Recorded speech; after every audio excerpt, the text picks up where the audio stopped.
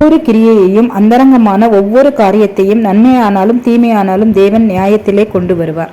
ஆம் தகப்பனே, அந்தரங்கமாக செய்யக்கூடிய ஒவ்வொரு காரியத்தையும் ஆண்டவரே நீர் அறிவீர் என்பதே உம்முடைய பிள்ளைகள் அறிந்து கொண்டு தகப்பனே எந்த பாவத்திலும் வீழ்ந்து போகாதபடி நம்மை பார்ப்பதற்கு தேவன் ஒருவர் இருக்கிறார் என்பதை உணர்ந்து கொண்டு தங்கள் தவறுகளை திருத்தி கொண்டு ஒழுக்கமான வாழ்க்கை வாழ கிருபை பெறுங்க தகப்பனே. இந்த இரவு வேளையிலும் கூட ஆண்டவரே இந்த நாளை நீர் நல்லபடியாக ஆசீர்வதித்து கொடுத்த தயவிற்காக உமக்கு நன்றி செலுத்துகிறோம் தகப்பனே.